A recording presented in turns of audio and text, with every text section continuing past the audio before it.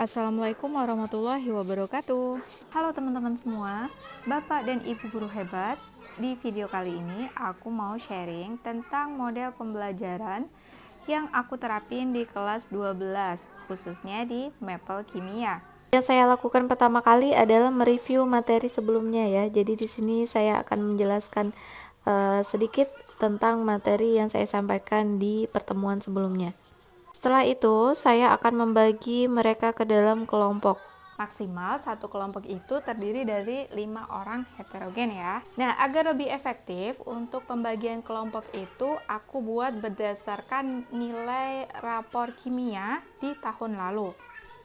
Jadi di sini aku menyebutnya ranking 1, 2, dan 3 ya. Jadi kalau misalnya anak tersebut ranking 1 berarti dia memiliki nilai kimia paling tinggi.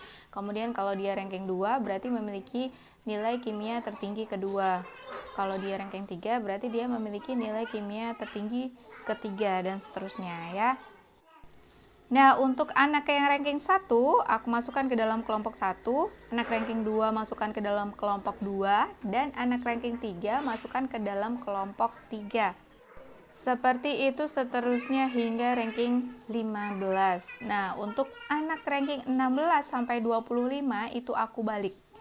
Jadi yang ranking 16 itu masuk ke dalam kelompok 5, ranking 17 masuk ke dalam kelompok 4, dan seterusnya sampai anak ranking 25 masuk ke dalam kelompok 1.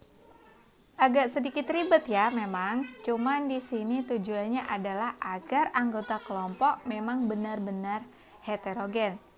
Nah, untuk pembagian kelompok ini sebelumnya sudah aku lakukan. Kemudian setelah membagi kelompok, aku menyampaikan materi menggunakan infocus.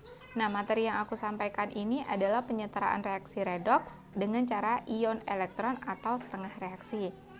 Untuk Bapak Ibu guru, khususnya guru kimia, pasti tahu kalau langkah-langkah penyetaraan setengah reaksi itu jika dilihat dari buku itu sangatlah panjang. Nah, di sini alhamdulillahnya saya menemukan triknya di channel Kim Ude. Saya menugaskan untuk setiap kelompok memilih satu orang tutor dan mereka tentunya akan menunjuk anak yang ranking 1 sampai ranking 5 ya.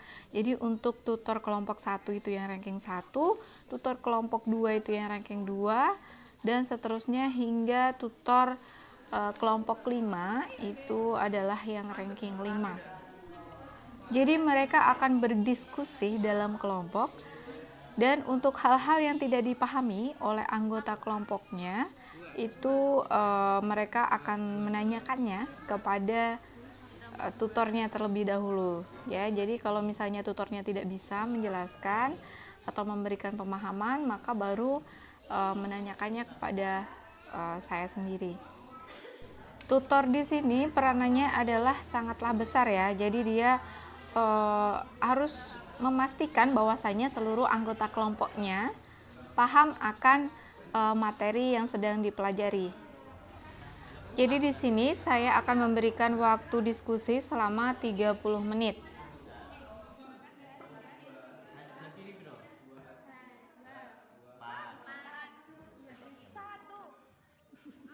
Kalian lihat nggak abang mau berbicara, kalian yang berbicara. Iya ya, kayak abangnya ya. Iya. Ini kan ini hasilnya kanan.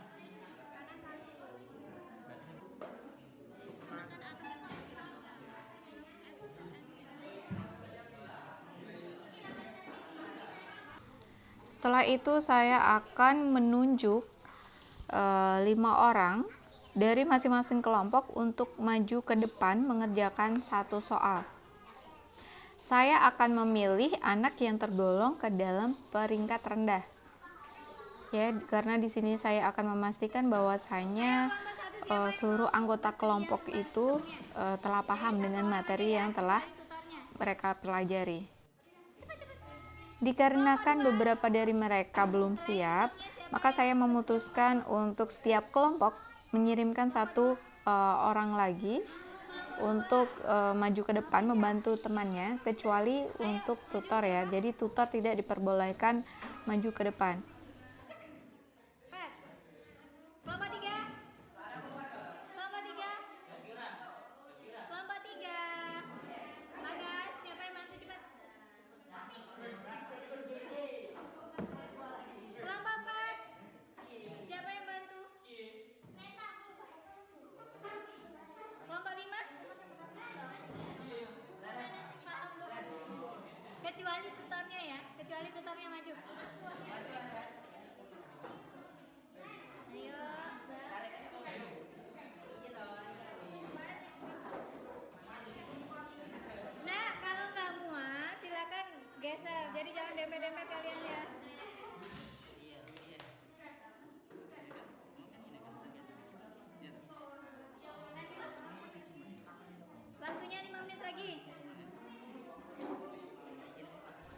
Setelah selesai, maka hasil dari jawaban tadi dikumpulkan ke saya, yang kemudian akan saya koreksi, dan untuk minggu depan akan saya sampaikan berapa nilai yang mereka peroleh.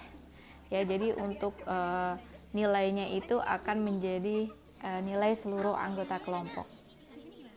Nah, kira-kira seperti itu model pembelajarannya. Jadi setiap kelompok itu masing-masing punya tutor, yang mana tugas tutor itu memimpin diskusi, ya, lebih tepatnya adalah memimpin diskusi atau juga berperan sebagai memberikan pemahaman kepada temannya yang belum paham. Nah, jadi kegiatan belajar mengajar ini adalah selama 3 jam pelajaran, ya.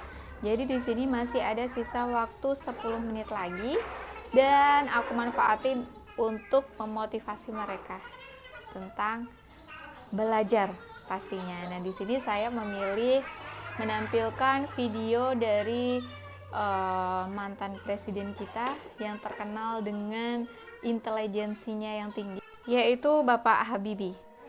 Ya, jadi mengapa aku mengambil Bapak Habibie sebagai motivator pada pertemuan kali ini? Karena beliau itu adalah terkenal sebagai orang yang memiliki intelijensi yang tinggi, mampu menciptakan pesawat.